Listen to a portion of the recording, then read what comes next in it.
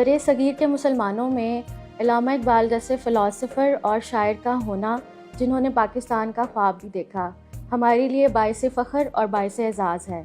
یوم اقبال کے موقع پر علامہ اقبال کو خراج تحسین پیش کرنے کے ساتھ ساتھ بحیثیت قوم، نوجوان نسل اور طالب علم ہماری یہ ذمہ داری ہے کہ ہم علامہ اقبال کے فلسفہ خودی، ان کے فکر اسلام اور ان کی شاعری کے پیغام کو اپنی کردار سازی یا کردار کی اصلاح کے لیے پڑھیں اور سمجھیں۔ جس بندہ حق بیں کی خودی ہو گئی بیدار، شمشیر کی مانند ہے برندہ و براق۔ اس کی نگہ شوق پہ ہوتی ہے نمودار، ہر ذرے میں پوشیدہ ہے جو قوت اشراق۔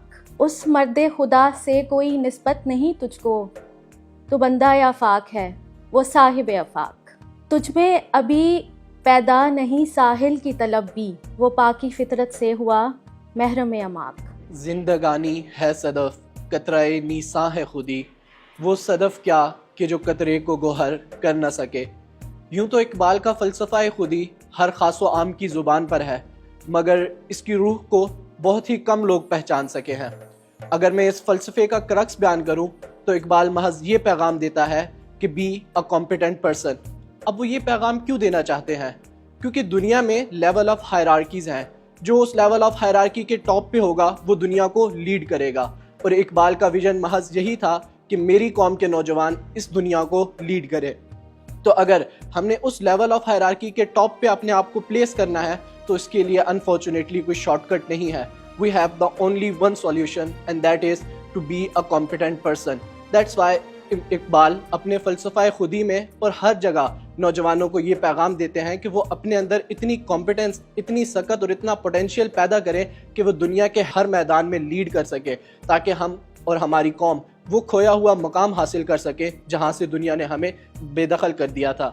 So on this Iqbal Day, let's revive that sense of competence in our youth and work for that place where we belong to. اگر آپ کو معلوم نہیں میری حقیقت، پیدا نہیں کچھ اس سے قصور ہمدانی، میں خود بھی نہیں اپنی حقیقت کا شناسا، گہرا ہے میرے بحر خیالات کا پانی۔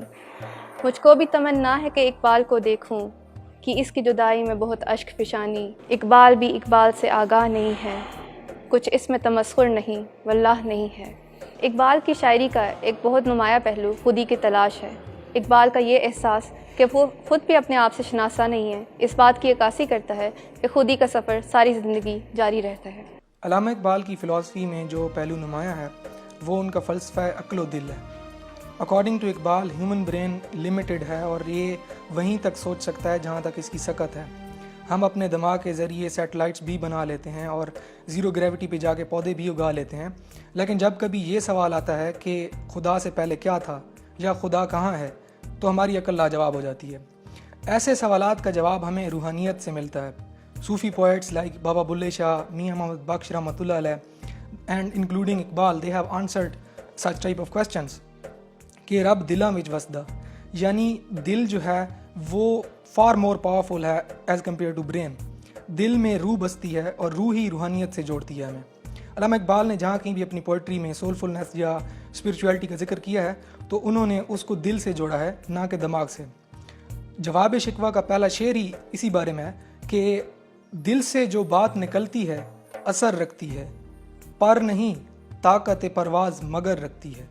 اقبال کے نزدیک تعلیم کا مقصد محض معلومات کا حصول نہیں بلکہ شخصیت کی تعمیر اور سوچ کی بلندی تھا۔ ان کا ماننا تھا کہ تعلیم انسان کے اندر خودی، حوصلہ اور مقصدیت کو بیدار کرتی ہے۔ اقبال چاہتے تھے کہ نوجوان ایسی تعلیم حاصل کریں جو ان کے اندر خود اعتمادی کو پیدا کرے اور وہ آگے چل کے معاشرے میں مثبت کردار ادا کر سکیں۔ اقبال کی شاعری سے ہمیں یہ سبق ملتا ہے کہ تعلیم کے بغیر حقیقی صلاحیتوں کی پہچان کرنا مشکل ہے۔